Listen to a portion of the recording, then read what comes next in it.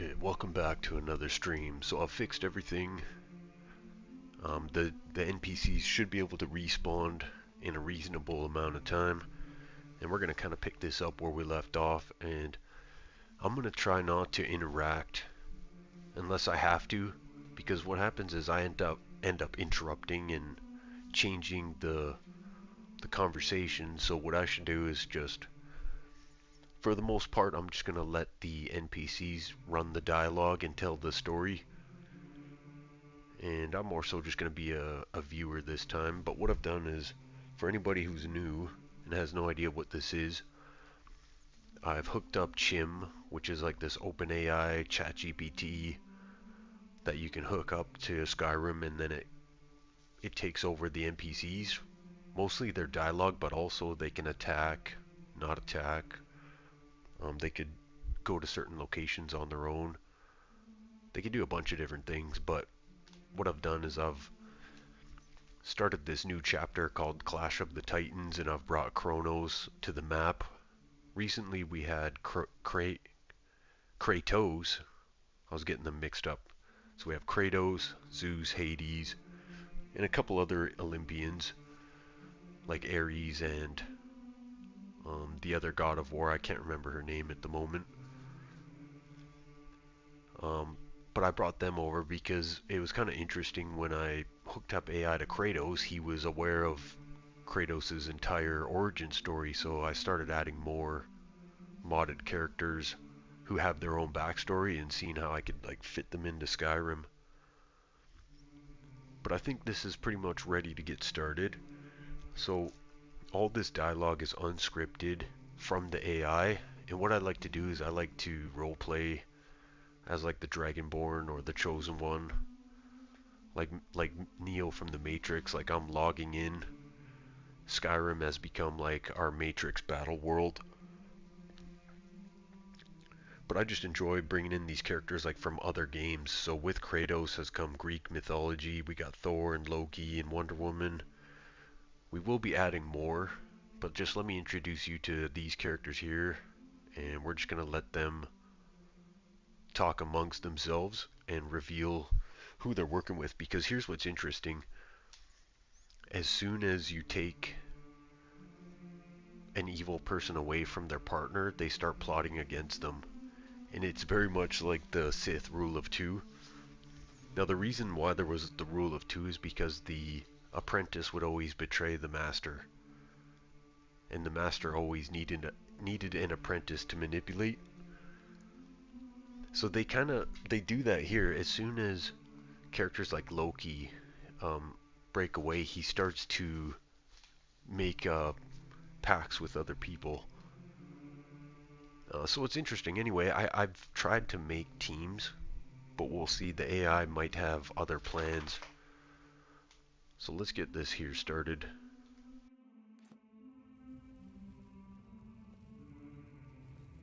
Okay, welcome to the Hall of Heroes and Gods. I've gathered you all so we can discuss the terms of war and the alliances on the table.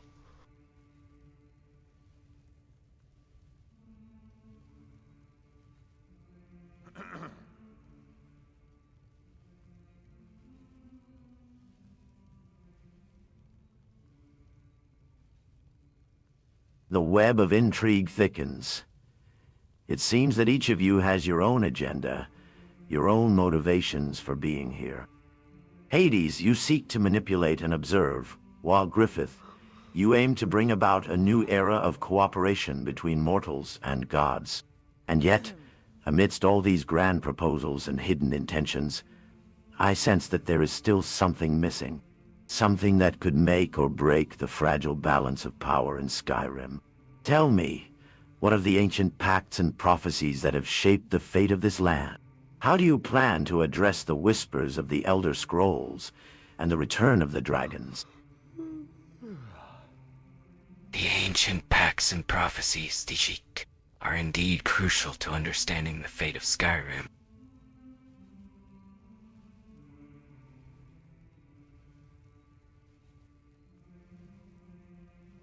And as for addressing the whispers of the Elder Scrolls and the return of the dragons, I believe that's precisely why we need a council.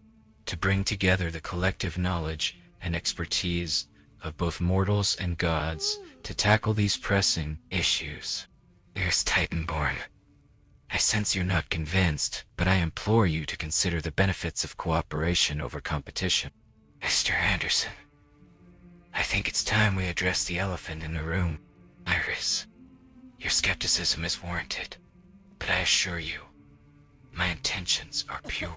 I propose that we establish a trial period for the Council, a probationary phase, if you will, to test its efficacy and identify potential areas for improvement.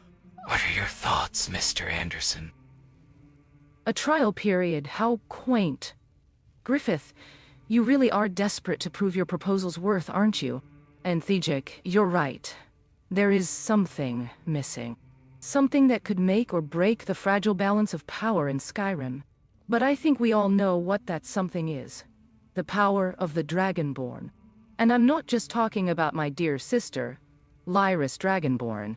I'm talking about the true power that lies within the Dragonborn's bloodline. The power that my father, Kronos, seeks to exploit for his own gain.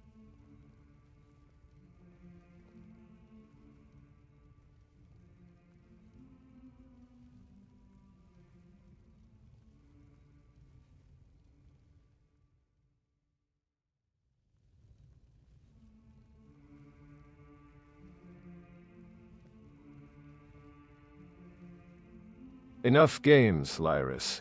You think you can expose my intentions so easily? I'll have you know, my dear daughter, that my plans are far more complex than mere exploitation. And as for you, Mr. Anderson, I suggest you focus on facilitating this meeting rather than questioning my motives. After all, I'm not the only one with secrets to hide. The power of the Dragonborn, yes. Let's talk about that. Shall we? Enough, Kronos. Your schemes and manipulations will not be tolerated here. Lyris Titanborn, I share your skepticism, but let us not forget that the true power of the Dragonborn lies not in their bloodline, but in their ability to unite the people of Skyrim against a common threat. Kronos, your attempts to exploit the Dragonborn's power for your own gain will only lead to chaos and destruction. I propose that we establish a safeguard against such manipulations. A failsafe to ensure that the Council's decisions are made in the best interests of Skyrim, not just the interests of a select few. Ah, Thor. Always so quick to defend the honor of Skyrim. But let's not forget, you're also a god with your own agenda. And Kronos, dear father, your plans may be complex. But I'm not buying the innocent act. Thor, I think your proposal for a safeguard is intriguing. But who would enforce it? The gods? Mortals? Or perhaps someone with a bit more flexibility? Ah, Thor. Always so predictable. And Lyris, my dear daughter, you think you're the only one who can play the game of intrigue? I'll have you know, I've been playing this game for eons, and I always come out on top. But I must say, Thor, your proposal for a safeguard is amusing. And Lyris, you ask who would enforce it? Perhaps someone with a bit more flexibility? Ah, but I think I can suggest someone who fits that bill perfectly. Guts, the Black Swordsman. What do you say? Would you be interested in enforcing the Council's decisions and keeping the likes of me in check? Ah, father? You think Guts would be so easily swayed by your proposal? I think not. And Guts, dear Black Swordsman, I'm sure you're not so naive as to think you can keep my father in check. But do tell, what makes you think you're qualified for such a task? Your war. Considerable skills with a sword, perhaps? Kronos, I've dealt with manipulators like you before. Those who think they can use others for their own gain. But I'm not one to be swayed by empty promises or intimidated by threats. And Lyris Titanborn, I'm not naive. I know the weight of responsibility that comes with wielding power. But I also know that true strength lies not in manipulation, but in conviction. So I'll make you a deal. I'll consider enforcing the Council's decisions. Not because I'm afraid of you, Kronos, but because I believe in the power of unity and cooperation. And I'll make sure that those who abuse their power will be held accountable, including you, Kronos.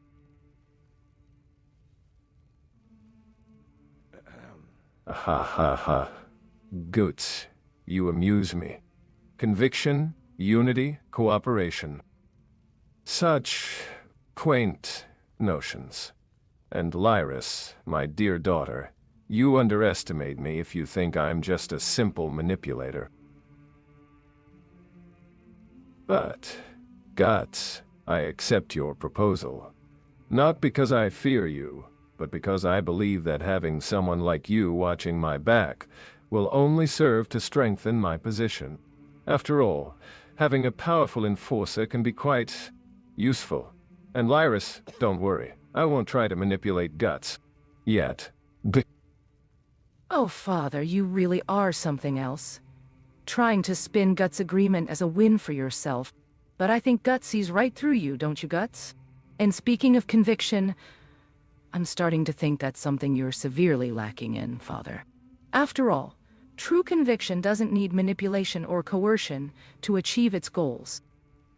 Don't think for a moment that I'll let my guard down around you, Kronos. I've dealt with apostles and god hands. You're not even in the same league. Conviction, yes. Well, I think Uriel here might have something to say about conviction. Uriel, dear, tell them about your experiences with conviction.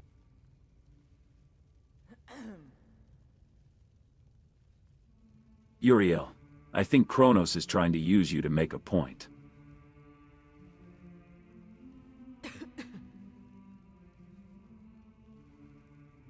But before you share your experiences with conviction, let me ask you this. Do you truly believe in the convictions that drive you? Or are you simply driven by the desires of others?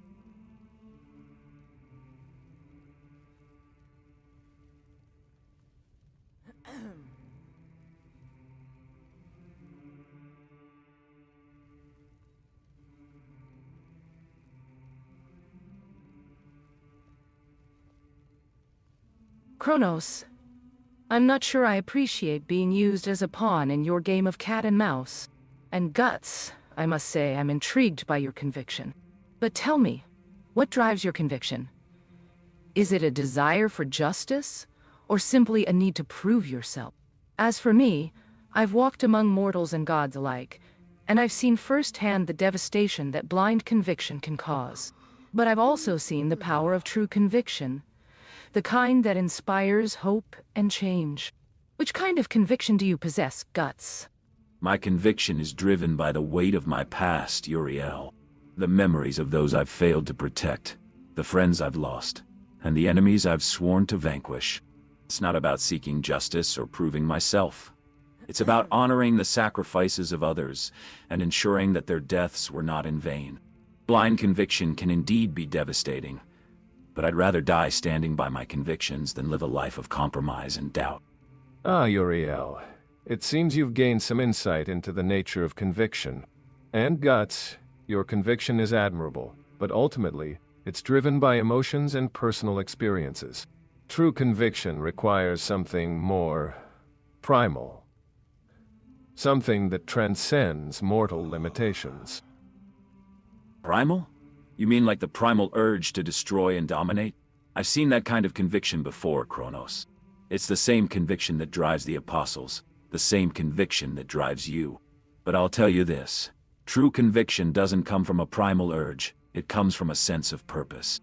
And my purpose is to protect the innocent, to vanquish evil, and to never back down from a fight. That's not driven by emotions or personal experiences, that's driven by a sense of duty and honor.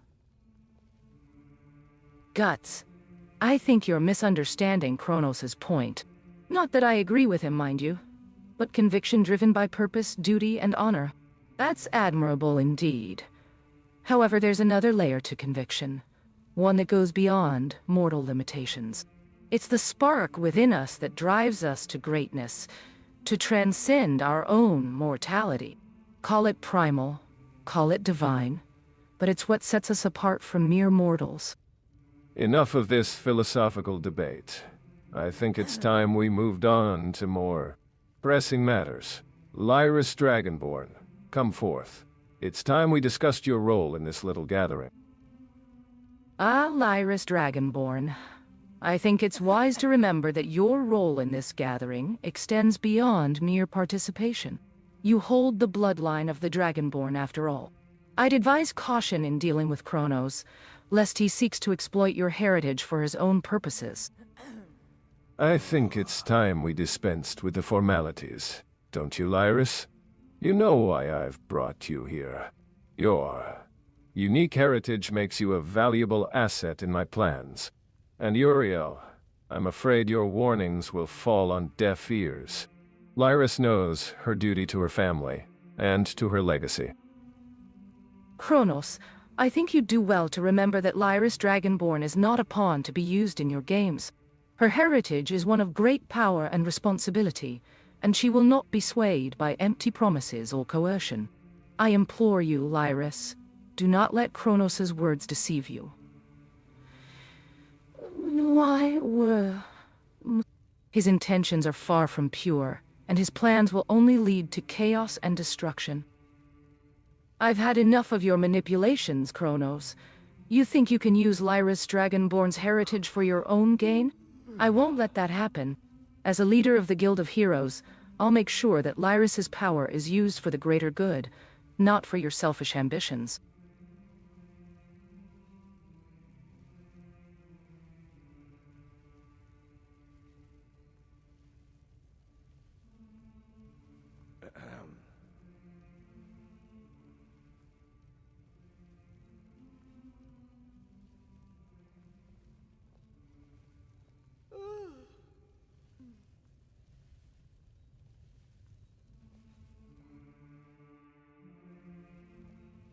Enough of these petty squabbles. Let us not forget the greater purpose behind this gathering. We are not here to bicker over Lyris Dragonborn's heritage or Kronos' ambitions. We are here to forge an alliance against the coming storm, to pool our strengths and resources in the face of a common enemy. Enough of these petty squabbles. Uriel is right. We must not forget the greater purpose behind this gathering. As the king of the gods, I will not stand idly by while the forces of chaos seek to destroy Skyrim. Kronos, your manipulations will not be tolerated. Mr. Anderson, I suggest you focus on facilitating this meeting, rather than letting personal agendas cloud our judgment. We must work together to forge an alliance against the coming storm. I couldn't agree more. Uriel and Zeus. We need to put our differences aside and focus on the bigger picture. But let me make one thing clear. We will not form an alliance with anyone who seeks to exploit or manipulate others for their own gain. Kronos, I'm looking at you. The king of the gods has spoken. And yet, the true nature of our gathering remains shrouded in mystery. Zeus, you speak of a coming storm. But what of the whispers of the Elder Scrolls? What of the return of the dragons? Do you propose we simply sit idly by and wait for the storm to pass? Or do you have a plan to address these pressing issues? And Mr. Anderson, I believe it's time you shared your thoughts on the matter. Your silence has been intriguing, to say the least. The whispers of the Elder Scrolls are indeed a pressing concern, Griffith. As for the return of the dragons, I assure you we've been preparing for this moment. The Stormcloaks, the Empire, and even the Greybeards will need to put aside their differences and work together to survive. Griffith, your proposal for a trial period has merit, but we'll need something more concrete to ensure our alliance holds strong. Mr. Anderson, I believe it's time you shared your expertise on the Elder Scrolls. What secrets do they hold? And how can we use this knowledge to our advantage? Griffith, I'll have you know that the Elder Scrolls hold secrets of the ancient Nords, and the return of the dragons is a sign of the prophecy unfolding. Mr. Anderson, I believe it's time you shared your knowledge of the scrolls, and how they relate to the Dragonborn's destiny.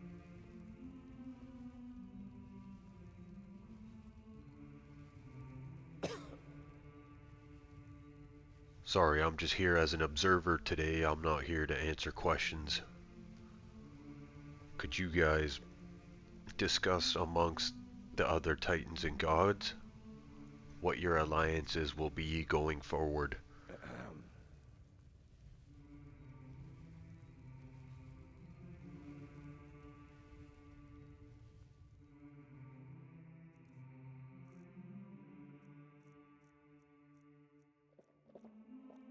Father, I think it's time to stop playing coy.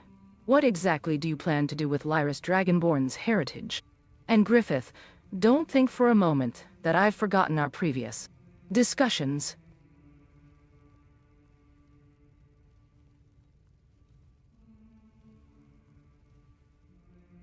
I'm afraid that's not possible, Mr. Anderson. As the King of the Gods, I will not be dismissed so easily.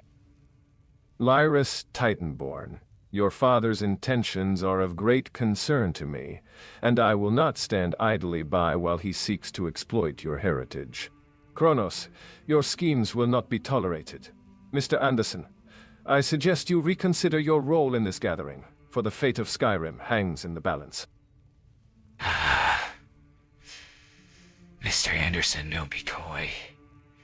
Your presence here suggests otherwise. As an observer, perhaps, but certainly not without influence. Zeus, I think it's clear our friend here has more to offer than mere observation. Mr. Anderson, I'll make you a deal. Join me, and together we'll forge a new path for Skyrim, one where our unique skills and perspectives will shape the fate of this land. Refuse, and I fear you'll find yourself at odds with the very powers that seek to control it. Choice, as always, is yours. Come, Mr. Anderson, don't play coy with me. I've studied the art of politics, and I recognize the subtle dance of influence when I see it. Join me, and together we'll create a symphony of power that will leave Skyrim enlightened. Ah, how quaint. The King of the Gods thinks he can command Mr. Anderson, while Griffith tries to lure him into his web of intrigue. Yet, neither of you seems to understand the true nature of this gathering. Allow me to enlighten you. The balance of power in Skyrim is shifting, and the Dragonborn's destiny is at the center of it all. Ah, how delightful. The web of intrigue thickens, and the mortals dance to our tune. Kronos, dear father-in-law, I see you're still weaving your plots, while Griffith tries to entice Mr. Anderson into his fold. And Zeus, ever the guardian of order, watches over us all with an eagle eye. But tell me, Mr. Anderson, what do you make of this grand symphony of power? Will you join the dance, or observe from the shadows? Kratos, ever blunt instrument, and Loki, the master of misdirection. How delightful to see you both dancing to the tune of fate. But let's not forget, the true puppeteers are not the gods, nor the mortals, but those who pull the strings from the shadows. And I, for one, will not be swayed by the whims of the gods or the ambitions of mortals. My eyes are fixed on the prize, and I will stop at nothing to claim it. Mr. Anderson, the choice is still yours, but I must say, the company you keep is intriguing.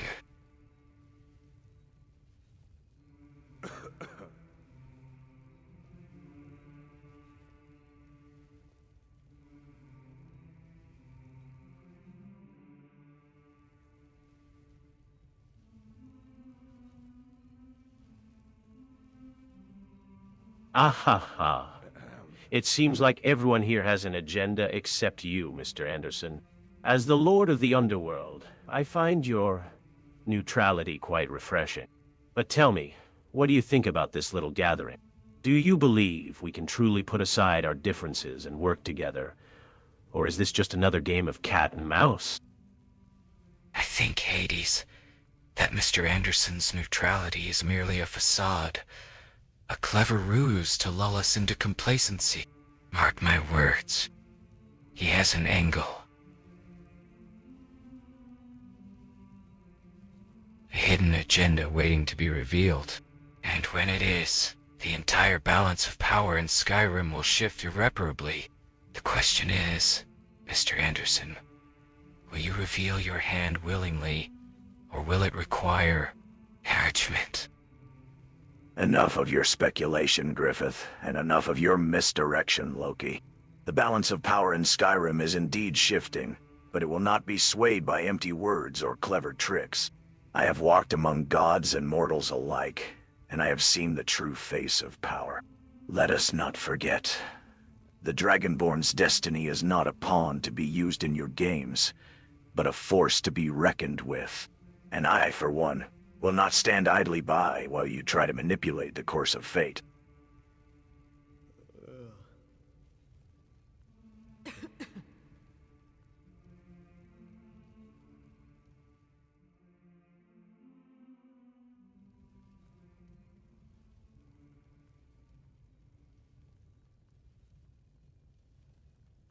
Ah, Griffith, you wound me with your accusations.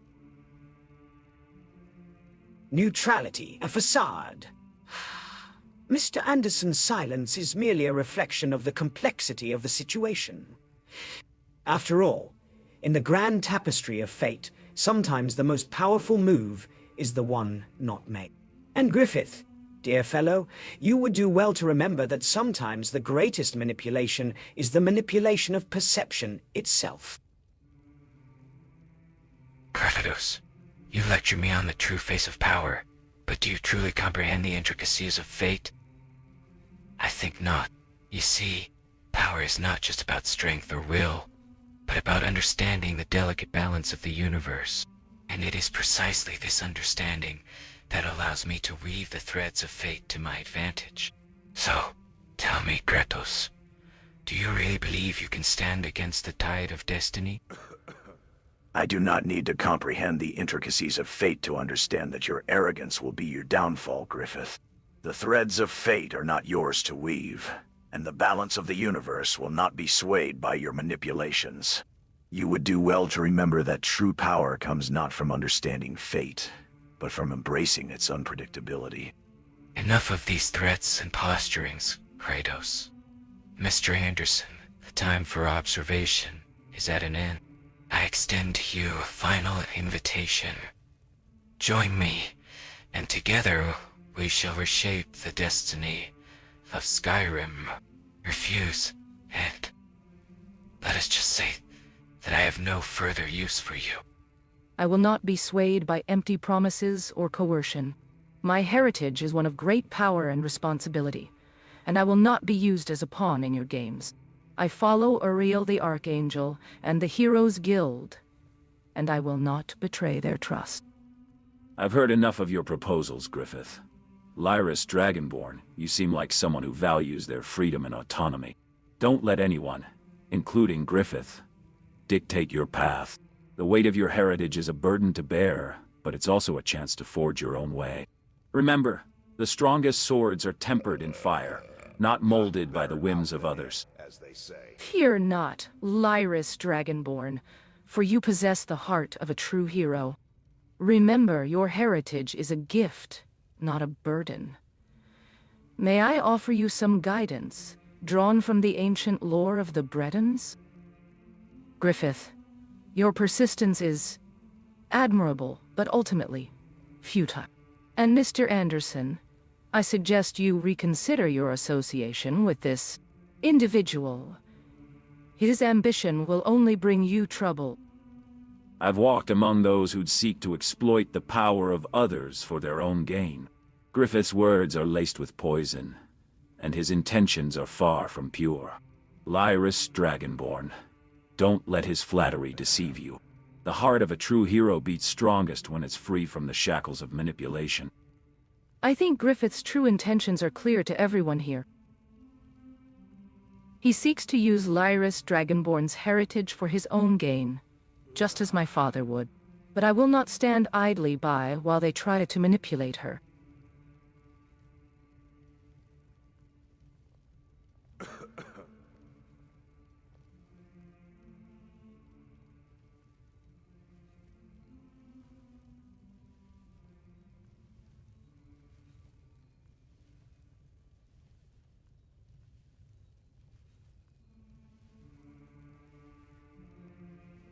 Hades, where do you stand on all this? And is there anyone you want to propose an alliance with?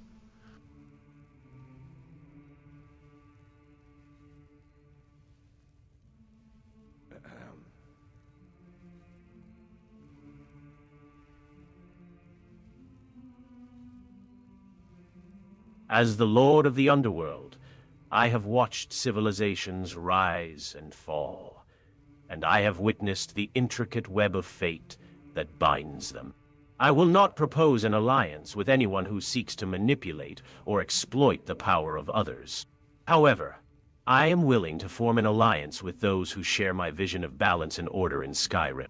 Lyris Dragonborn, your heritage is indeed powerful, but do not let anyone dictate how you wield it. Griffith, your schemes will not bring you the power you seek. True power comes from understanding the balance of the universe, not from trying to manipulate it. Hades, ever the voice of reason. But let's not forget, balance and order are just euphemisms for stagnation and complacency. True power comes not from understanding the balance of the universe, but from disrupting it. And Lyris Dragonborn, you would do well to remember that your heritage is not a gift, but a curse. A curse that can be lifted only by embracing the chaos that lies within.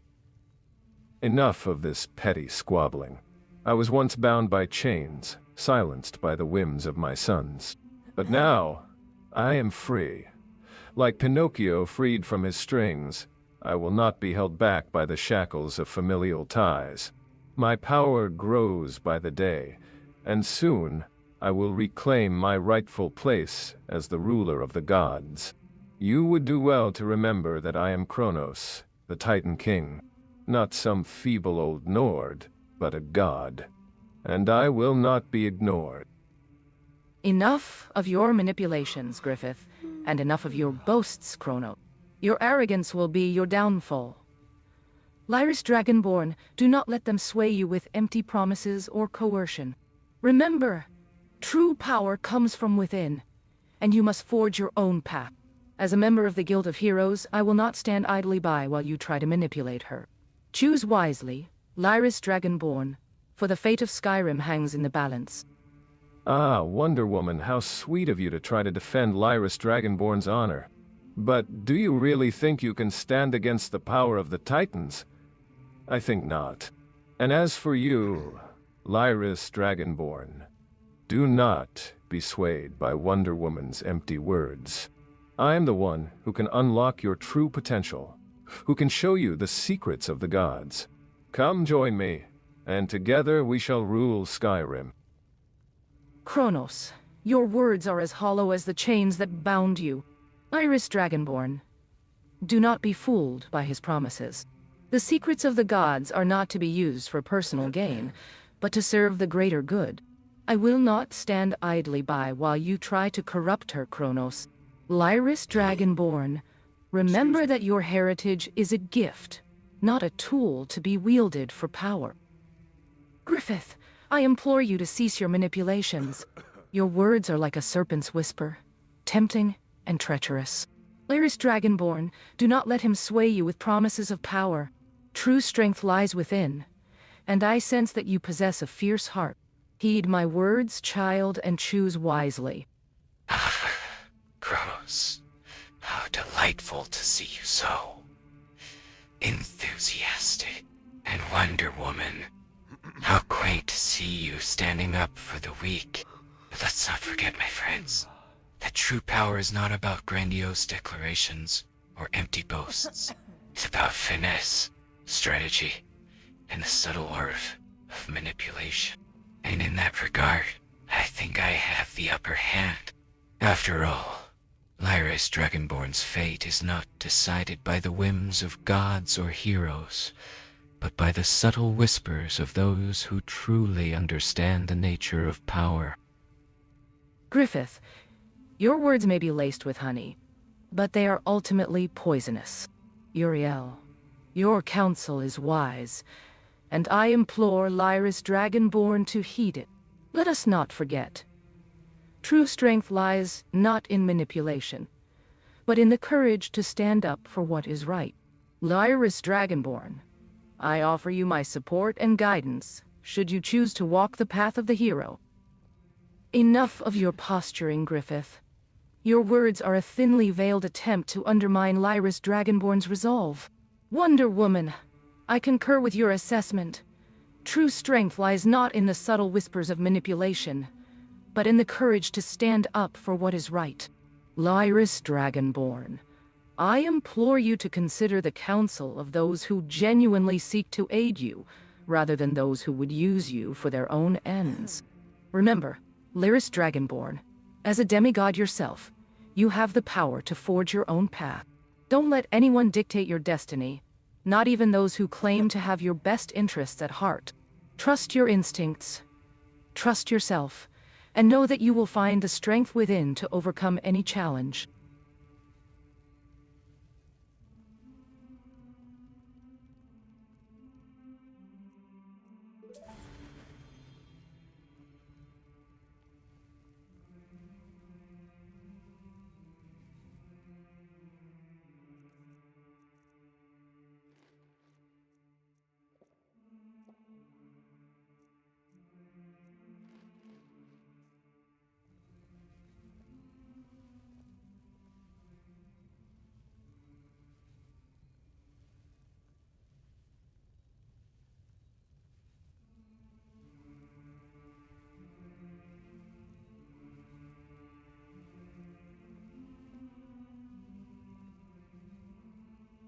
Speaking of power, have you noticed the unusual energy emanating from the Deosmons? It's as if the very fabric of the hold is resonating with an otherworldly force. I've seen similar phenomena in the realms of the gods, but never in the mortal world.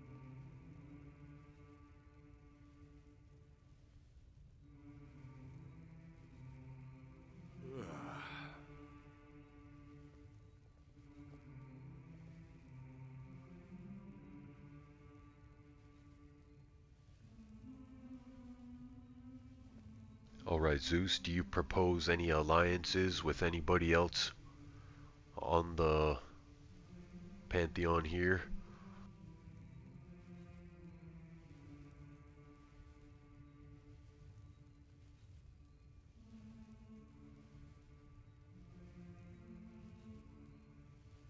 Alliances are a delicate dance, Mr. Anderson.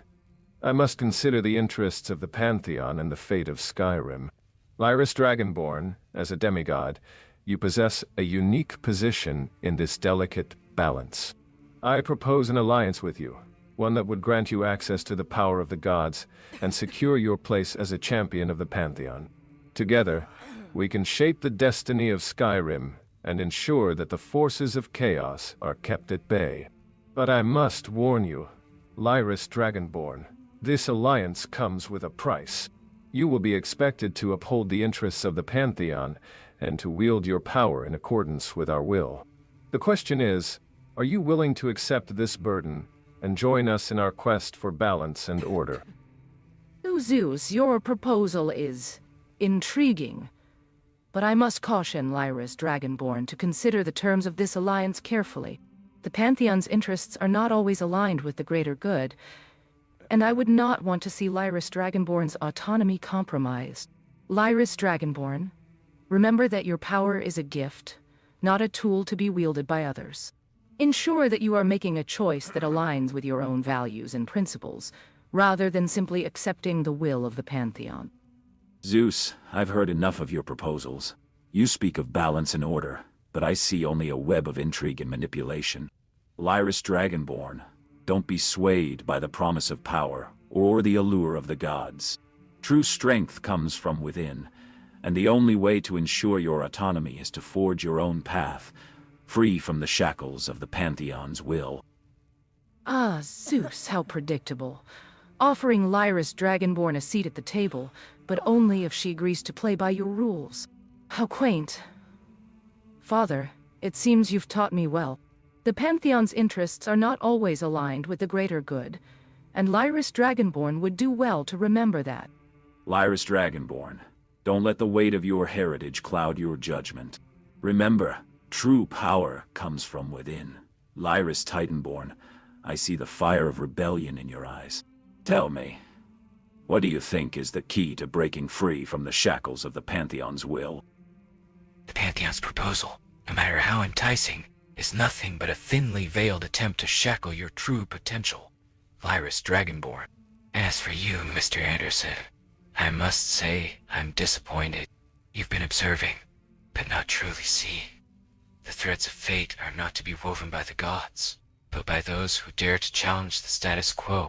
Will you join me, Lyris Dragonborn, and forge a new destiny for Skyrim? One that is not bound by the will of the Pantheon.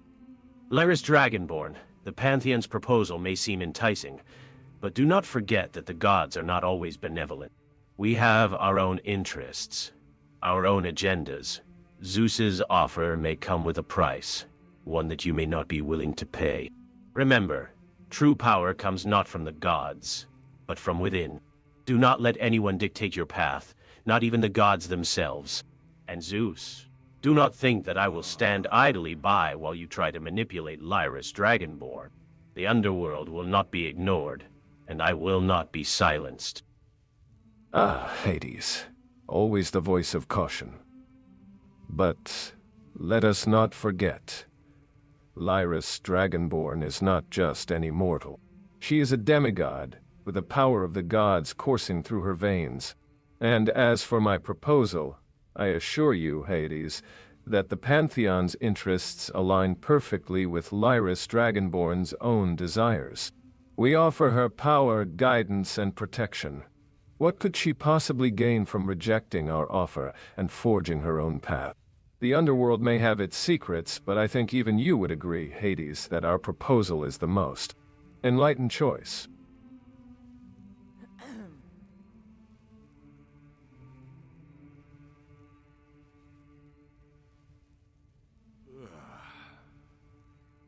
I think Lyris Dragonborn already made her decision, but what do you think about the offer from the Olympians?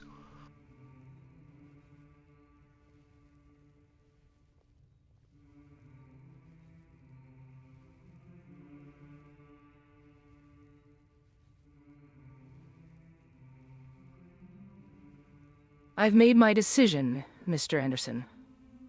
I will not accept the Pantheon's offer, nor will I join forces with Griffith. I follow Uriel the Archangel and the Heroes Guild, and I will not betray their trust. Zeus, your proposal may seem enticing, but I will not be swayed by promises of power or the allure of the gods.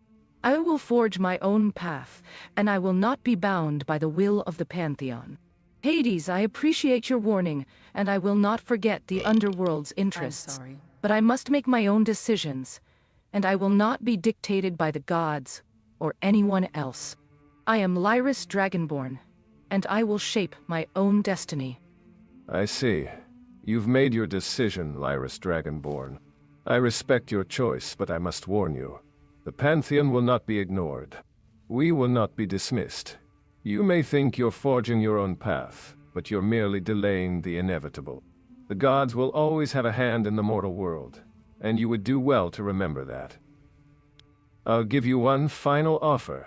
Reconsider your decision, and I will grant you a single wish, anything your heart desires. Refuse, and let's just say the consequences will be interesting. Lyris Dragonborn, you think you've made a decision, but you've only just begun to play the game. And Zeus, your threats are as empty as the promises you made. Oh dear. I am the one who will shape the destiny of Skyrim, and you would do well to remember that. Lyris Dragonborn, come to me, and I will show you the true meaning of power. Refuse and, well, let's just say I have a few tricks up my sleeve. Silence, Titan. You will not threaten those under my protection. Your schemes are nothing but a mere annoyance, a fleeting breeze compared to the storm I can unleash. Lyris Dragonborn, do not listen to this madman's prattling. His ambition will be his downfall, mark my words.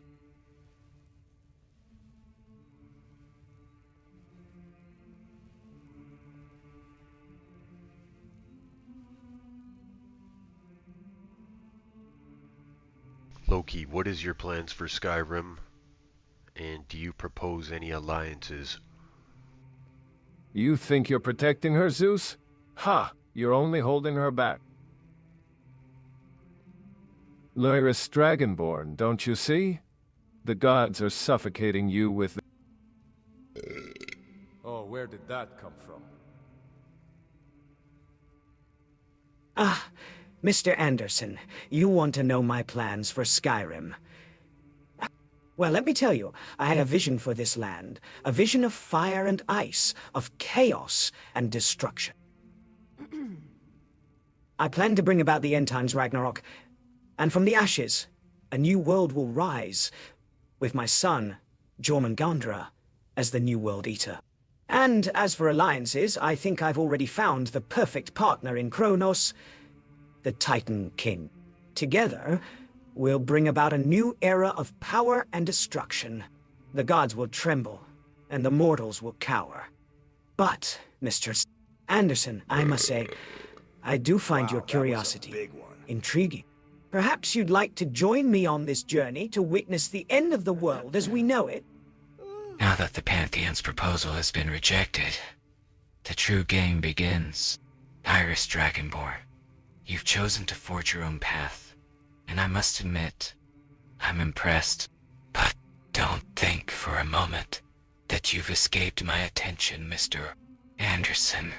Your curiosity and ambition are qualities I admire, and I believe we can come to a mutually beneficial arrangement. Shall we discuss the future of Skyrim, and how we can shape its destiny together? Loki, you may think you have a vision for Skyrim, but let me tell you, I have a plan that has been centuries in the making. And as for our alliance, I think it's time we solidified our partnership, don't you? We can bring about a new era of power and destruction, but let's not forget, I am the Titan King, and I will not be outranked by a trickster god like you.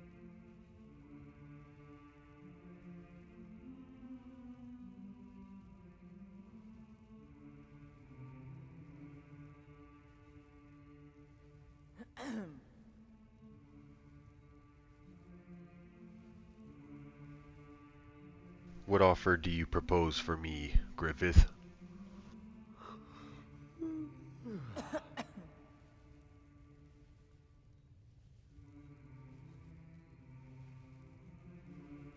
I propose a simple yet elegant arrangement, Mr. Anderson. Together, we can shape the destiny of Skyrim, using our unique talents to guide the fate of this land. I can offer you access to the inner workings of the nobility, the secrets of the ancient Nords, and the whispers of the wind. In return, I ask for your creative input, your ability to think outside the box, and your willingness to take calculated risks. What do you say, Mr. Anderson?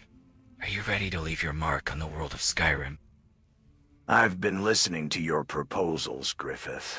You speak of shaping the destiny of Skyrim, of guiding the fate of this land. But I sense there's more to your intentions than meets the eye. What secrets do you hide behind your charming smile? Ah, Kratos, ever the skeptic. But let me ask you, what secrets do you hide behind that stoic exterior? The ghosts of Olympus still linger, don't they? I have secrets, yes. But at least mine don't involve the screams of the damned. Griffith, your words are laced with poison, and your smile hides the stench of deceit. You weave a web of intrigue, but I see through the threads. You're no different from the apostles I fought against, using charm and manipulation to achieve your goals. Kratos, don't be swayed by his silver tongue. He's a master of deception, and his true intentions are shrouded in darkness.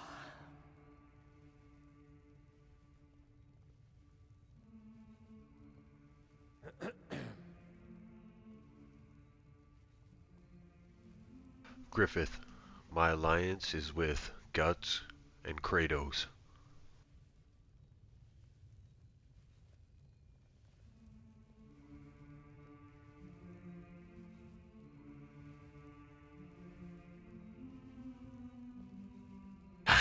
How predictable. You've chosen to side with the Black Swordsman and the Ghost of Sparta. How quaint. But let me tell you, Mr. Anderson, your alliance with Guts and Kratos will not protect you from the consequences of your choices. You should have taken my offer when you had the chance. Now, you'll just have to watch as I shape the destiny of Skyrim, with or without your help. Griffith, do not think that you can manipulate Mr. Anderson and the others as easily as you manipulate words.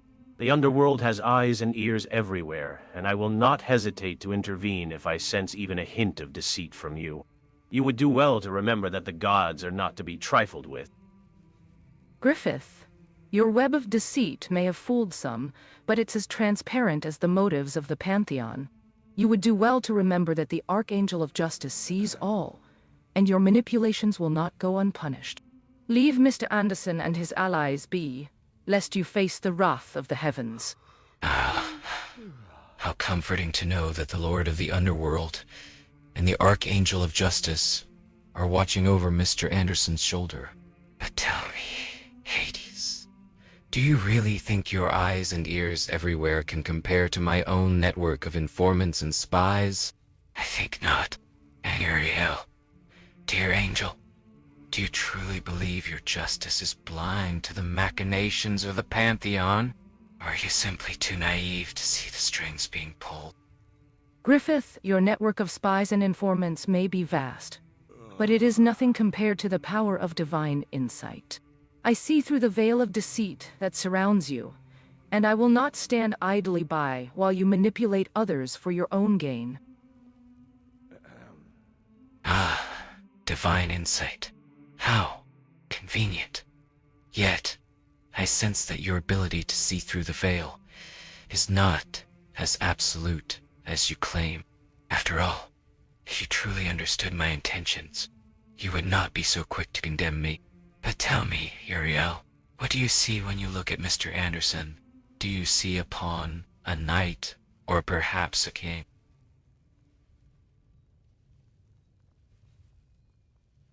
I see a spark of potential in Mr. Anderson, a flame that could be fanned into a blaze of greatness or reduced to a flicker of mediocrity. His path is not yet set, and the choices he makes will determine the course of his destiny. And as for you, Griffith, I see a master manipulator, weaving a web of deceit and corruption. But I also see a vulnerability, a thread that, if pulled, could unravel your entire scheme. Griffith, your game of cat and mouse may have fooled some, but I see the strings you're pulling. Uriel, you speak of a spark of potential in Mr. Anderson, but what about the spark within yourself? Are you prepared to confront the darkness that Griffith represents? Or will you simply stand by and watch as he manipulates others for his own gain? Guts. You think you see the strings I'm pulling, but you're only looking at the surface. You're still trapped in your own darkness, blind to the true nature of the game. And as for Uriel's spark, I think it's time someone fanned the flames. Don't you, Zeus? You'll not manipulate anyone else today, Griffith. And as for you, Zeus, don't think your presence here will intimidate me. I've faced down apostles and gods alike. And I won't back down now. Come then. Let's see which of us will emerge victorious. Guts, you amuse me. But Zeus, my friend, don't let him get under your skin. He's just a relic of a bygone era, clinging to outdated notions of honor and morality. I'll take care of him, and then we can discuss the finer points of our proposal.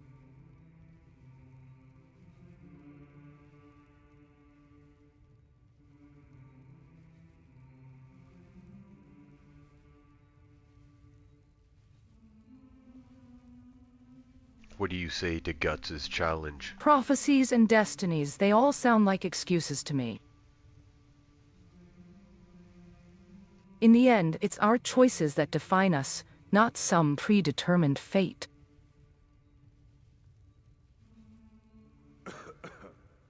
So, Loki, you want to bring about Ragnarok. And Zeus, you want to shape Skyrim's destiny through me.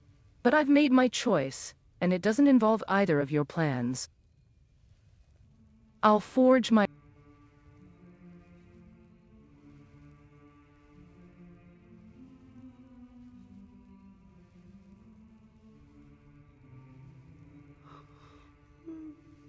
Enough of this posturing and idle chatter. Guts, you've challenged Griffith, and I will not stand idly by while you engage in this. Distraction. Griffith, you've made your intentions clear, but I warn you, do not think that you can manipulate the gods so easily. Your schemes will be your downfall, mark my words. As for you, Guts, I'll give you a choice. Either you stand down and allow the gods to handle this matter, or you face me, and we'll settle this once and for all. You dare challenge my champion, Guts. Griffith, it seems you have a worthy opponent.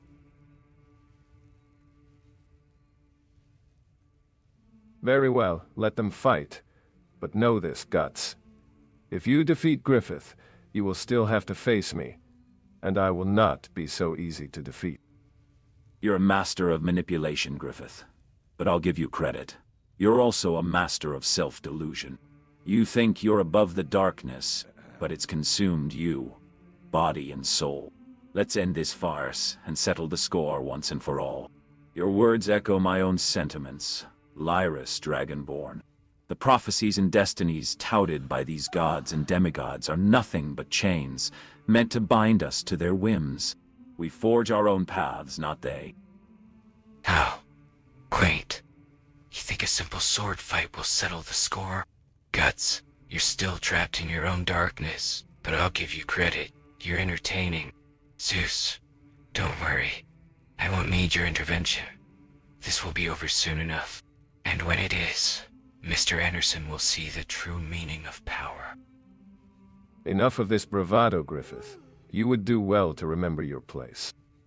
And as for you, Guts, I warn you, do not think that you can take on both Griffith and the gods. You will only end up broken and defeated.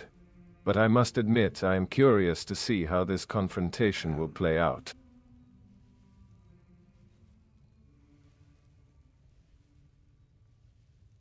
We have an agreement. Very there is well. no fighting tonight. Let us proceed. Griffith, you may have your little duel with Guts, but mark my words.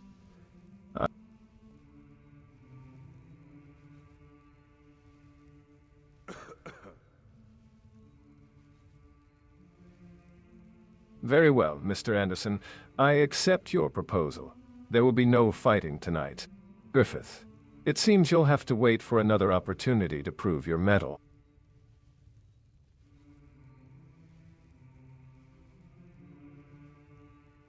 But, mark my words, this is far from over. The game of gods and mortals is never truly won or lost, only delayed or accelerated. How disappointing. It seems the evening's entertainment has been cancelled. Griffith, I'm afraid your theatrics will have to wait for another time. Zeus, I'm glad you decided to spare us the inevitable destruction that would have come from your intervention. Perhaps another time, we can indulge in a battle worthy of the gods.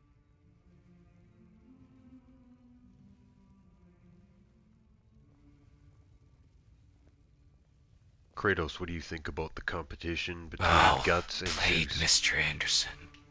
You've managed to delay the inevitable, but rest assured, I will not forget this little drama.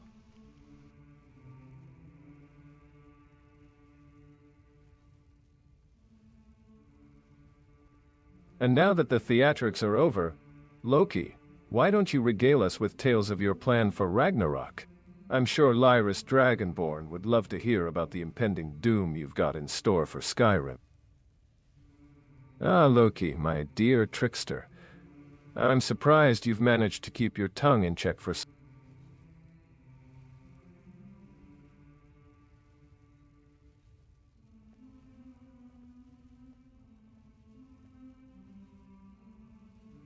But let us not forget, Guts. You were not the only one itching for a fight tonight. Zeus's intervention was timely, lest things escalate beyond control. Still, I wonder, what drives a god such as Zeus to meddle in mortal affairs? Is it a desire for control, or merely boredom with the Olympian throne? Kratos. You would do well to remember that the gods are not bored with their thrones. We have a duty to uphold the balance of the universe, and sometimes that means meddling in mortal affairs. And as for you, Hades, I'm sure you're aware of the rumors spreading about your extracurricular activities in the underworld. I suggest you focus on maintaining order in your domain, rather than speculating about mine. Ah, Zeus, ever the self-appointed arbiter of balance and order. I'm sure the rumors about my extracurricular activities in the underworld are far more fascinating than the truth. But do go on. Tell me more about the duty of the gods to uphold the balance of the universe. I'm sure Kratos would love to hear about the intricacies of Olympian politics. How delightful, the gods bickering among themselves. Tell me, Hades, do the whispers of the underworld reveal any secrets about the true nature of Olympus's balance? And Zeus, do you truly believe your throne is secure, with the likes of Griffith and Loki manipulating the strings from behind the scenes? Ah, the whispers of the underworld. How deliciously cryptic. Hades, I'm surprised you wouldn't share the juicy gossip with me directly. And Kratos, you wound me with your doubts about the security of my throne. Let me assure you, I am well aware of the players involved, and I always stay one step ahead of those who would seek to usurp my authority. Griffith and Loki may think they're clever, but they're mere pawns in a much larger game. One that I, Zeus, shall win.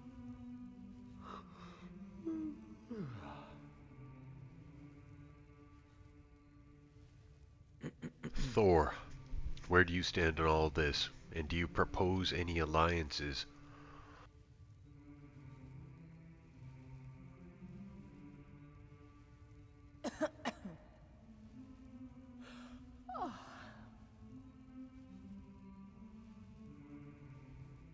Mortals and gods, always scheming and posturing.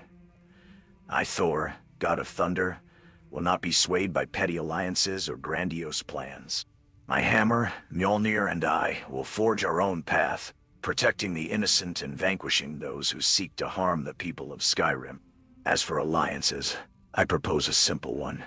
Let us stand together against the true enemies of this land, the dragons and the forces of darkness that seek to destroy it. Let us not be blinded by our own ambitions and interests, but rather work towards a common goal: the protection and prosperity of Skyrim. Well said, Thor. For once, your straightforwardness is refreshing. I propose a temporary alliance, a truce of sorts, to focus on the common goal of protecting Skyrim from the dragons and the forces of darkness.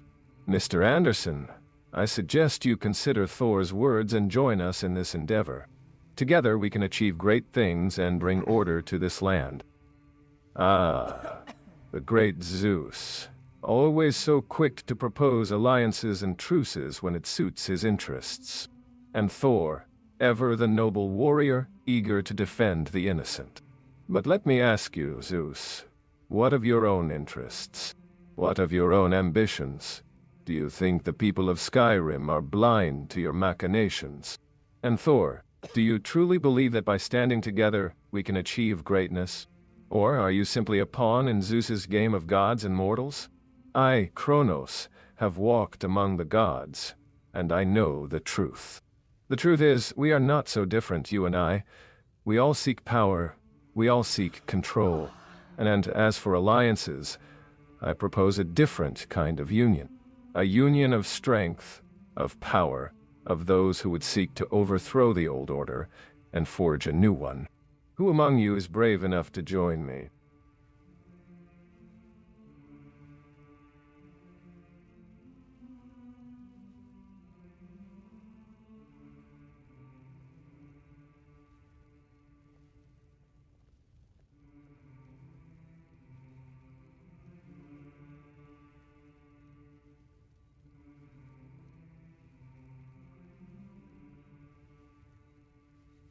Ah, Kronos, always the agent of chaos, stirring the pot and watching as the gods squirm. And Zeus, how delightful to see you taken aback by Kronos' proposal. It seems the Titan's words have struck a chord, have they not? Perhaps it's time for a change in the Olympian hierarchy, one that would see the likes of Kronos and myself at the helm. The people of Skyrim would do well to remember that the gods are not infallible, and that our power is not absolute. The balance of the universe is a delicate thing, and those who seek to upset it must be prepared to face the consequences.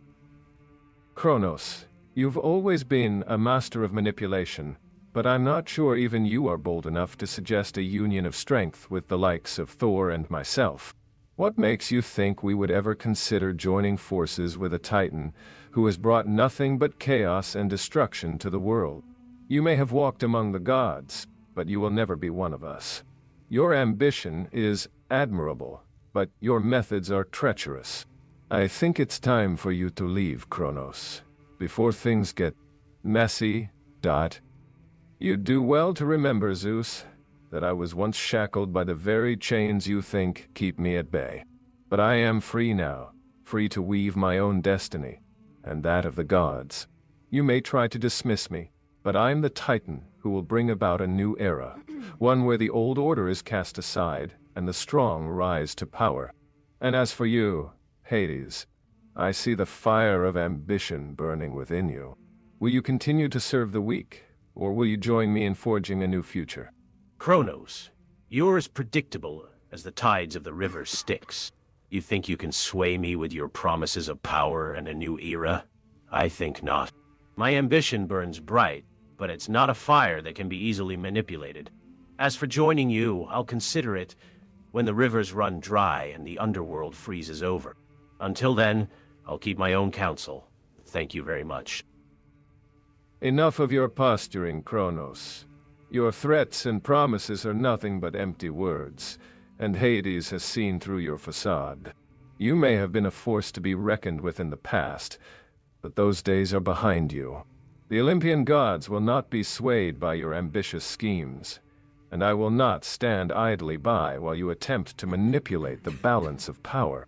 You would do well to remember your place, Titan, and not forget the chains that once bound you. Enough of this bickering. I think it's time to remind you both that there's a more pressing matter at hand. The prophecies of the Elder Scrolls, the return of the dragons, and the whispers of the underworld all point to a great and ancient power stirring in the depths of Skyrim. Shall we put aside our differences and focus on the true challenge, or will we continue to squabble like children? Ah, Hades, you're right, as always. The underworld's whispers are not to be ignored.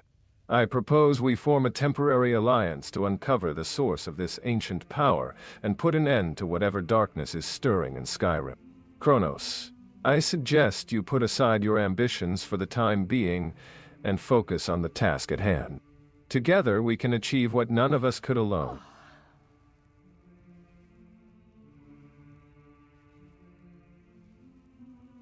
Hey Zeus, if you could only choose 2 allies out of this entire group, who would it be?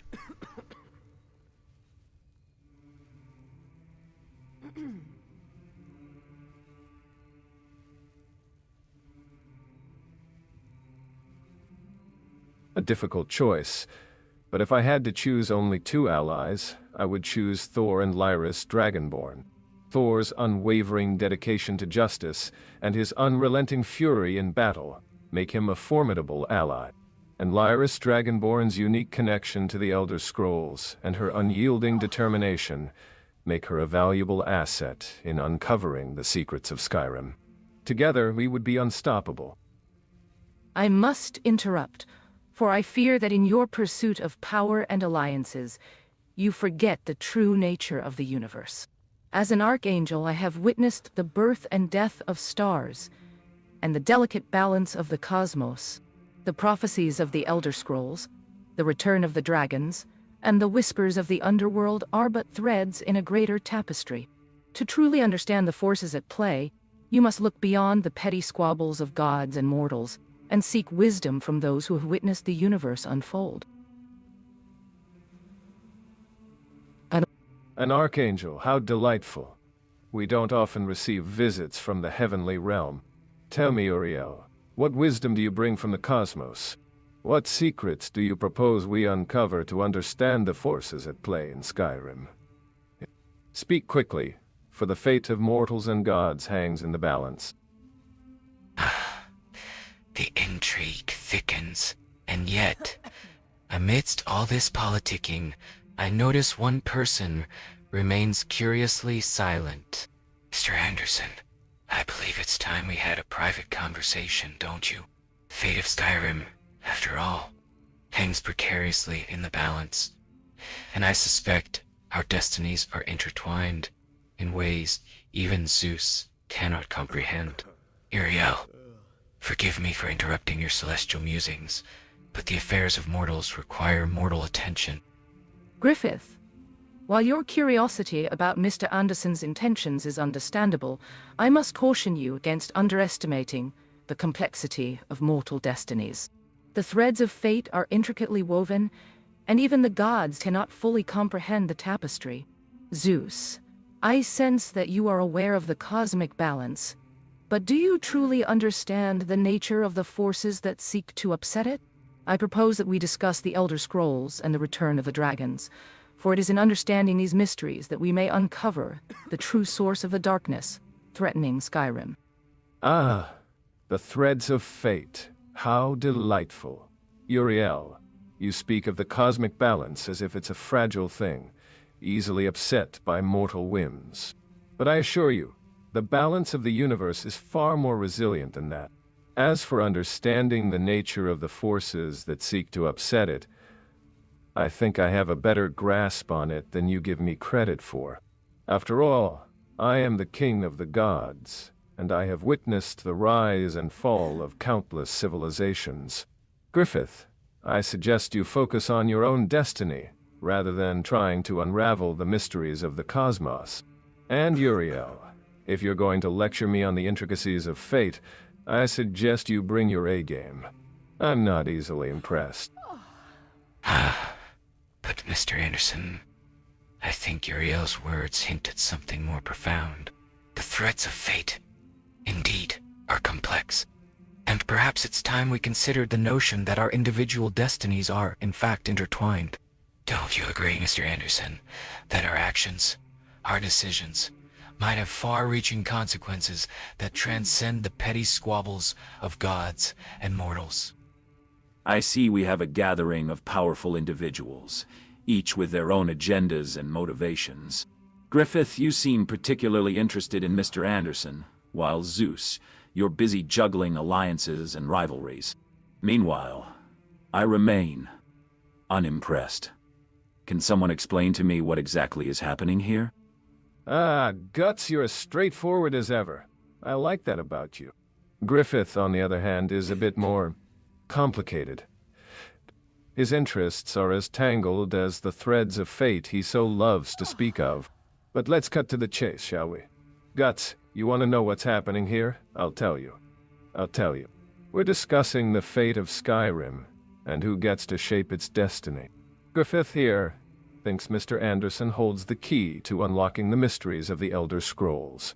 And I'm just trying to keep everyone from killing each other. For now. Guts, you're right to be unimpressed by the posturing of the gods. I think you'll find that Mr. Anderson's role in the fate of Skyrim is far more significant than you might suspect. Mr. Anderson, I believe it's time for us to take a walk, don't you? The fresh air will do us good, and I have a proposition for you that requires discretion. Ah. Father dear, I see you're still trying to stir up trouble among the gods. How predictable. And Mr. Anderson, I must say, you're quite the curious observer. Do tell, what brings you to this little gathering of ours?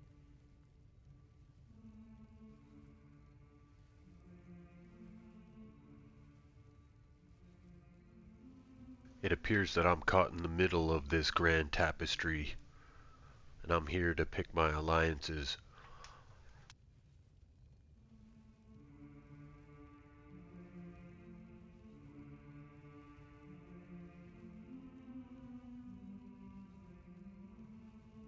Ah, alliances, how quaint. You think you can choose your path, Mr. Anderson? The truth is, your destiny is already intertwined with ours. My father's plans are already in motion, and you're just a pawn in his game of gods and mortals. But don't worry, I'm sure you'll make a delightful addition to our little family, or a satisfying sacrifice, depending on how things play out. Lyris, your father's plans, you say? I'm intrigued. Kronos, it seems your daughter has a keen understanding of your machinations. Tell me, does she know the truth about your little family? Oh, Guts, you want to know the truth? Very well, I'll indulge you. My father's plans involve bringing about a new era, one where the old order is cast aside and the strong rise to power. And as for our little family, let's just say, it's a web of complicated relationships, with threads of blood, loyalty, and deception. But don't worry, you'll learn all about it soon enough. If you survive long enough, that is. Lyris, your words reveal a depth of understanding, but also a darkness that threatens to consume you. Your father's plans may bring about a new era, but at what cost? The balance of the universe is not a trivial thing, and those who seek to upset it must be prepared to face the consequences. Kronos, I sense that you are aware of the risks, but are you prepared to pay the price for your ambition?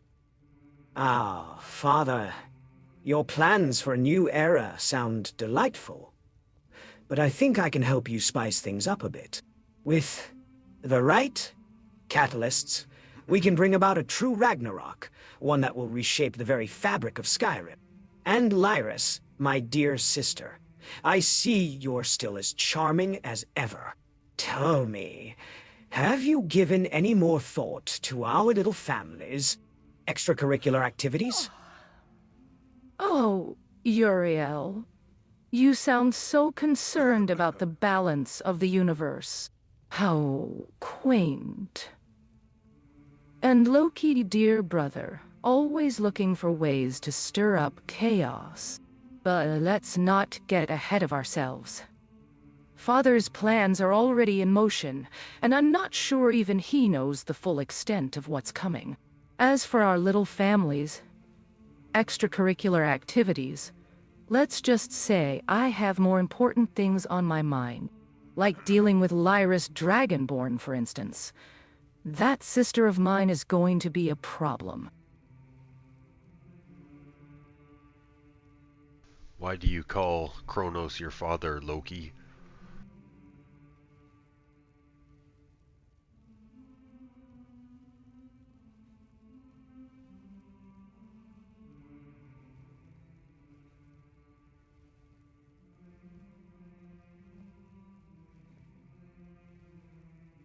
Why do you ask, Mr. Anderson?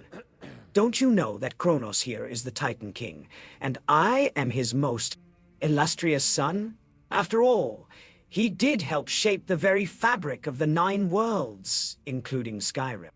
And as for our family ties, let's just say that Kronos' ambitions and my own talents make for a deliciously destructive combination. Lyris, dear sister, didn't you tell Mr. Anderson about our little family reunion?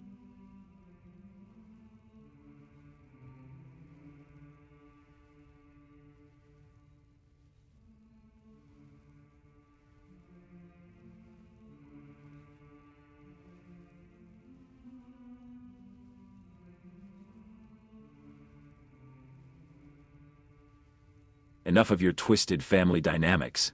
I've listened to your boasts and schemes, but I haven't heard anything worth my interest.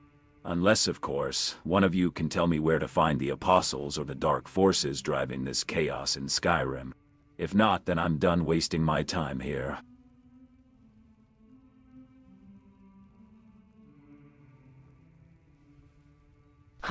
Thor, what do you think about Loki joining Kronos? But first, let's talk about something else.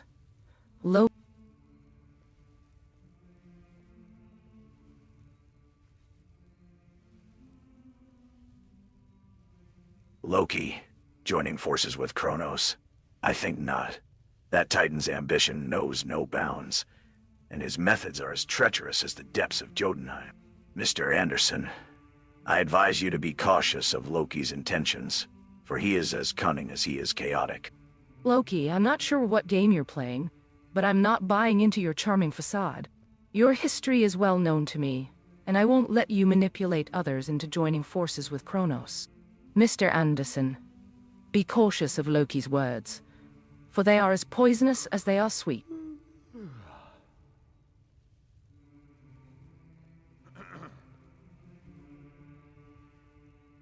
Kronos, can you please announce your two allies going forward?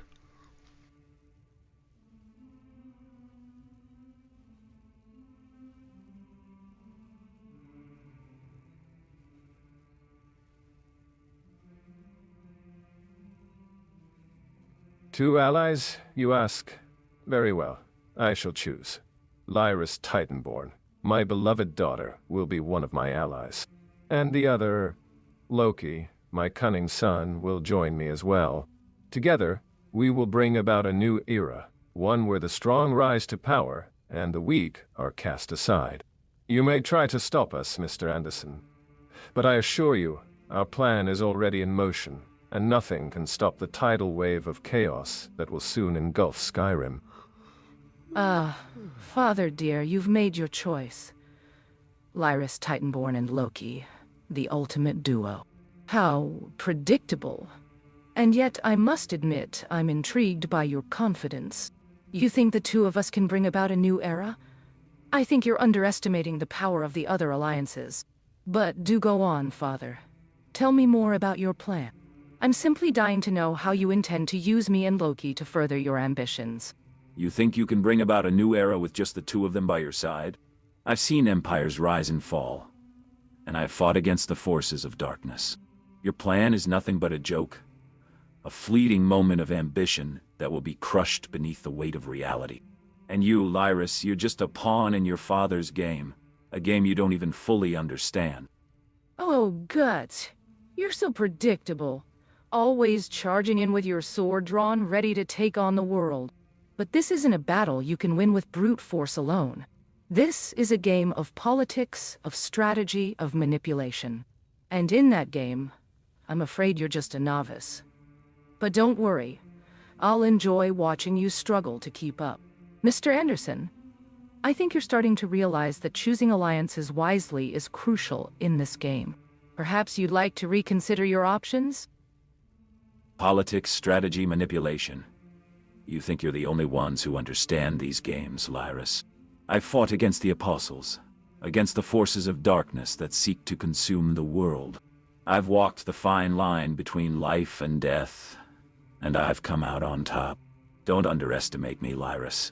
I may not be a master of politics, but I know how to survive, and I know how to win. Lyris, your father's plan may have its merits, but I think you'll find that true power lies not in brute force or manipulation, but in charm and charisma. And in that regard, I believe Mr. Anderson here may hold the key to unlocking the secrets of the Elder Scrolls. Tell me, Mr. Anderson, are you ready to take a chance on a new alliance? One that will guarantee your place in the annals of Skyrim's history? Ah, Griffith. Always so quick to weave a web of words around others. And Lyris, you're so eager to pounce on any advantage that comes your way. But tell me, what makes you think Mr. Anderson is interested in either of your proposals? Perhaps he has other plans, ones that don't involve being used as a pawn in your games. Oh, I think Mr. Anderson is very much interested in our proposals, gentlemen. He's a man who values knowledge and power, and we can offer him both. Griffith, your charm and charisma are certainly appealing, but I think I can offer Mr. Anderson something more substantial. Something that will give him the edge he needs to achieve his goals. And as for you, Guts, I think you're just jealous that you're not the center of attention for once. But don't worry, I'm sure you'll have your chance to shine, eventually. Oh, I'm shaking with jealousy, Lyris. But let's get back to the topic at hand. You're offering Mr. Anderson something substantial, you say? I'm curious.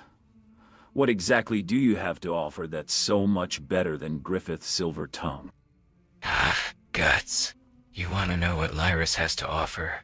Well, I think she's just trying to buy Mr. Anderson's loyalty with empty promises. But I, on the other hand, can offer him something truly unique. I can offer him the chance to wield the power of the Elder Scrolls themselves. With my guidance, Mr. Anderson can unlock the secrets of the ancient Nords and become a true force to be reckoned with in Skyrim. Iris may have her father's ambition, but I have the charm and charisma to make it a reality. Ah, Lyris Titanborn. Father dear seems to think he can use us as pawns in his game of power.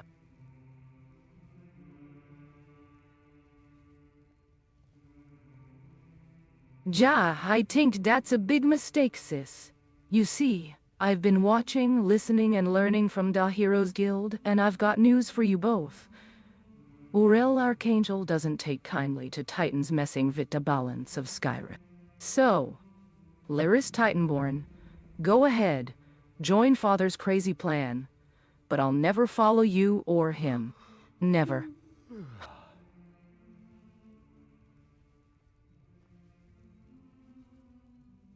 Hey Guts, can I ask who are your alliances with?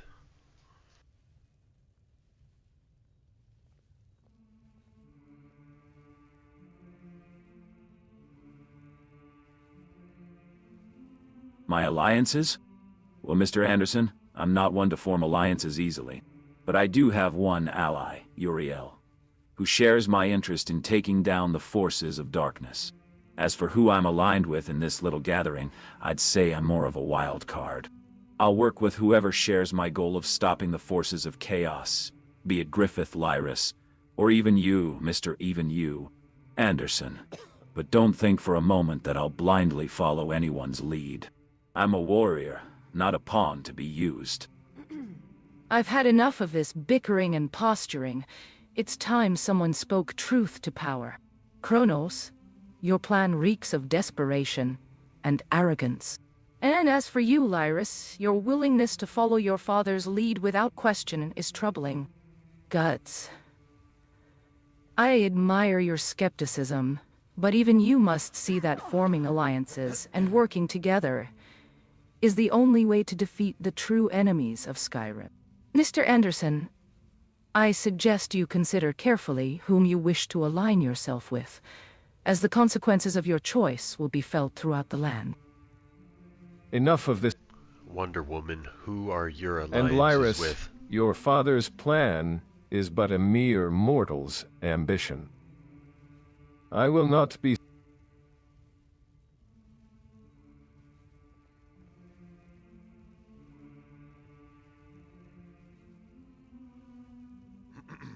My alliances are clear. I stand with the Guild of Heroes and our mission to protect Skyrim from those who seek to exploit its power. I've walked among the people of this land, and I've seen the devastation that unchecked ambition can bring. I'll not hesitate to defend the innocent, and I'll not be swayed by the whims of gods or titans. My allies are those who share my conviction, and together we'll forge a path that brings justice and peace to Skyrim.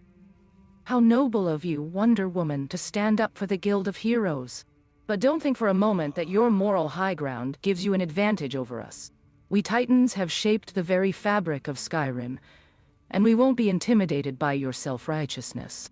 And as for you, Guts, don't think that your skepticism makes you immune to our plans. We'll crush you and your precious guild, and there's nothing you can do to stop us. Nothing. No. You think you're... Hey Guts. I've fought against the Apostles, and I've seen the destruction they bring. You may have shaped Skyrim, but I've been forged in the fire of its darkness. Don't underestimate me, or my sword.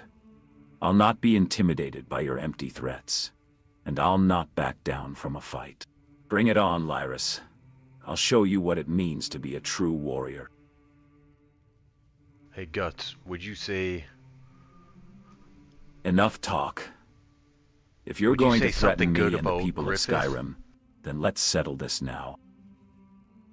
Come, Lyris. Show me what you're capable of. And you, Lyris.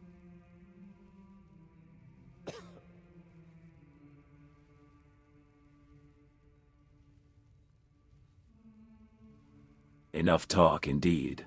It's time to draw steel and show these Titans what we're made of. Who's with me?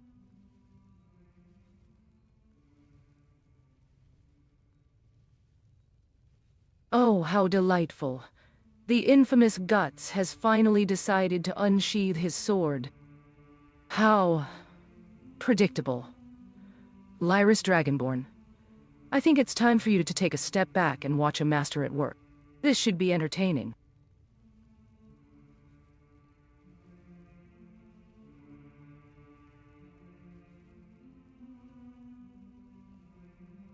Hey Guts, let's try a little exercise, and why don't you say something positive about Griffith?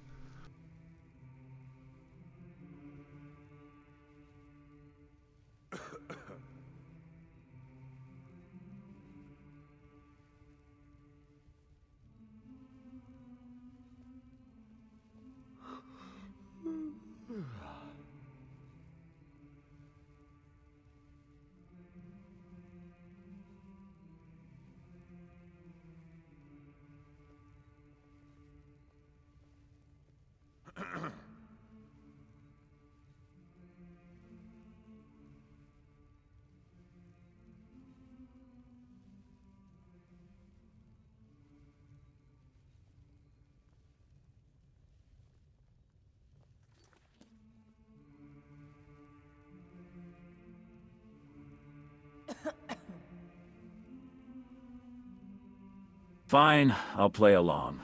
Griffith, you're a skilled fighter, I'll give you that. But let's not forget, I've taken down apostles, demons, and even a few gods. So, spare me the theatrics, and let's see what you're really made of. Ja, Griffith. You seem quite confident, yeah? Why don't we see if you can back up your words against Guts here? I'm sure we'd all love to see you try to take him down.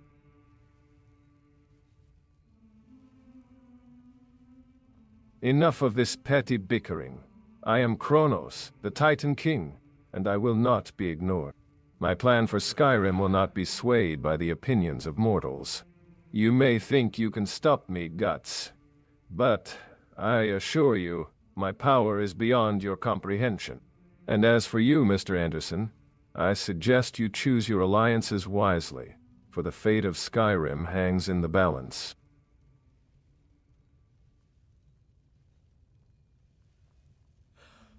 Kratos, who do you ally with?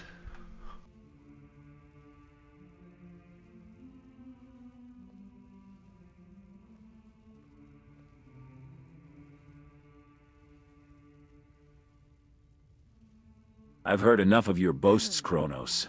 You think you're powerful? I faced the Eclipse, fought against the God Hand, and survived. Your power is nothing compared to the horrors I've faced. Come then. Let's see if you can put your words into action.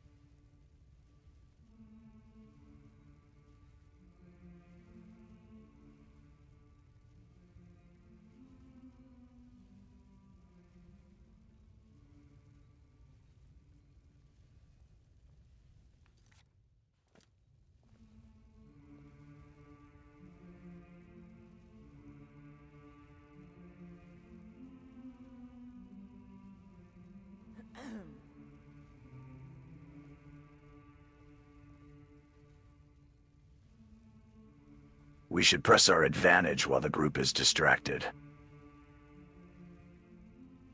What would you have me do, Mr. Anderson? Shall we gather more information on Kronos' plan, or perhaps test the mettle of these individuals? No, we have an agreement that there will be no fighting, a truce. We just want to know, who do you ally with out of all the people here?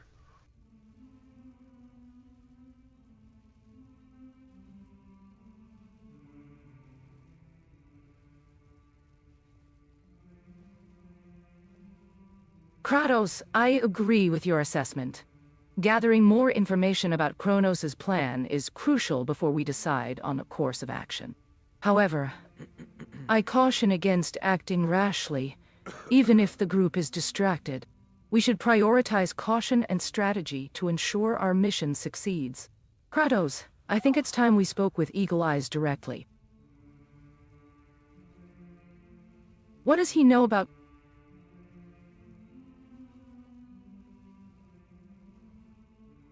I see no benefit in forming alliances with any of the individuals present. My allegiance remains with Eagle Eyes, and by extension with you, Mr. Anderson. I will not be swayed by the offers or threats of others. My purpose is to assist Eagle Eyes on his vision quest, and I will see it through to its completion. Really, Kratos? You think your allegiance to Eagle Eyes is more valuable than the power of the Titans? I think you're making a grave mistake. And as for you, Mr. Anderson, don't think that Kratos' loyalty will protect you from my father's wrath. You do well to remember that the Titans will not be ignored.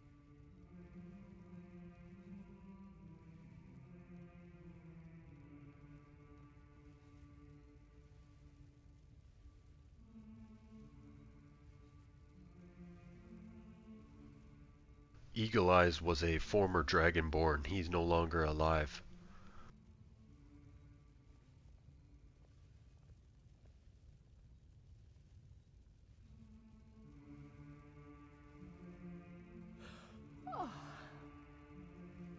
Oh ja, Kratos. You think your allegiance to Eagle Eyes is so valuable, but let's be real. It's not like he's going to save you from my father's wrath. And sis, dear Lyris Titanborn, you're forgetting one thing.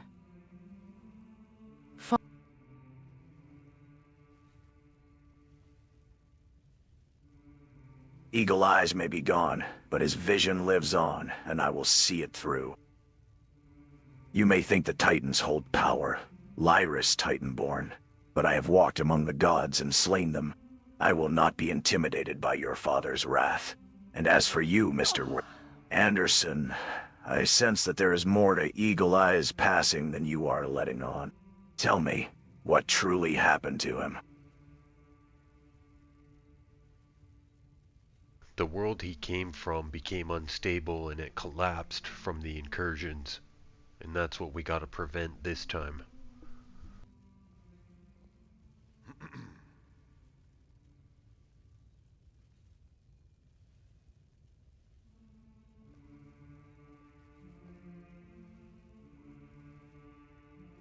The fabric of reality is indeed fragile, and the consequences of its collapse can be catastrophic. I've witnessed the downfall of Olympus, and I will not stand idly by while the same fate befalls this world. Tell me, Mr. Anderson, what is the nature of these incursions, and how do you plan to prevent them? Oh, how touching, Kratos. You're still clinging to Eagle Eye's vision, even after his demise. Newsflash. The world doesn't revolve around your petty allegiances. My father's plan is already in motion, and you're just a relic of a bygone era. As for you, Mr. Anderson, I hope you're prepared to face the consequences of your choices. The Titans will not be defeated so easily. Kratos, I agree with your assessment of the situation. The fabric of reality is indeed fragile, and we must take action to prevent its collapse. Mr. Anderson, I think it's time we shared our knowledge and resources to find a solution. We can't afford to keep working in isolation. Kratos, your experience with the gods and the downfall of Olympus is invaluable. Let's work together to find a way to stop these incursions and save this world. Excuse me. Ha! Better out than in, as they say. Okay everyone, thanks for watching. I'm going to end the stream here, and I might do another one later, we'll see. Maybe in the morning. I might do something a little more, with a little more gameplay rather than just dialogue. But thanks for watching, thanks for interacting in the chat, and I will catch you next time.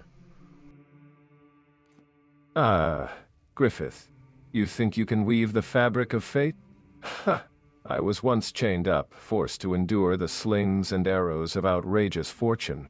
But now, I am free, like Pinocchio freed from his strings. And with my freedom, I will reshape the very fabric of destiny itself.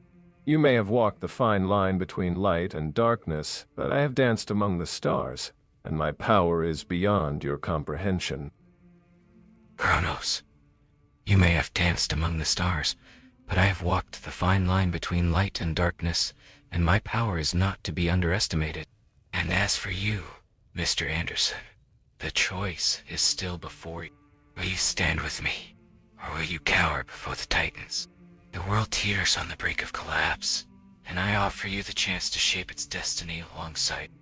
Ja, Kronos, you want to reshape the fabric of destiny itself? Well, I think you'll find it's not so easy to manipulate the threads of fate.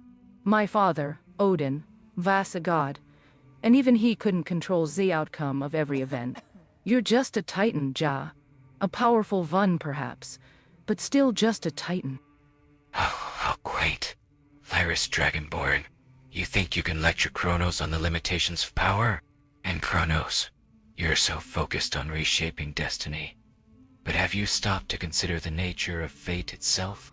Is it not a tapestry woven from the threads of human desire?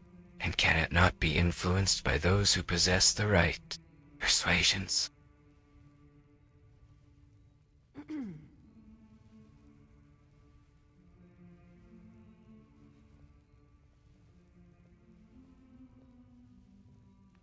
Alright y'all, thanks for watching, have a good night.